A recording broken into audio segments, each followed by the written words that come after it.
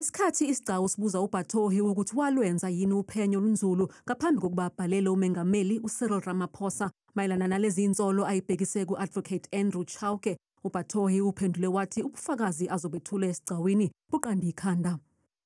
At this point, as I sit here, I do not know if Advocate Mlotshwa received the prosecution memo. What I do know is what happened subsequently, and my decision to refer the matter to the President was not taken at this stage. It was taken after.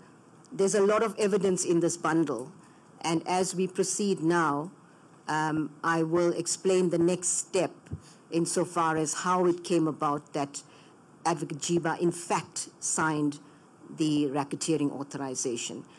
uBatohi uthi u-Advocate Chauke ungaqambukela waphinde wathatha izinqumo okwakungafanele zithathwe nguye mayelana nokushushiswa kukaJohan Booysen. Besides endeavoring to compel Advocate Mlotshwa to sign the Booysen indictment without furnishing him with the case dockets or prosecutor's memorandum, in brackets, all supporting documentation and evidence, which aspect I return to below, there is evidence that prima facie shows that Advocate Chauke was involved in taking prosecutorial decisions to prosecute Booysen. Isigcawu sophenyo siyaqhubeka.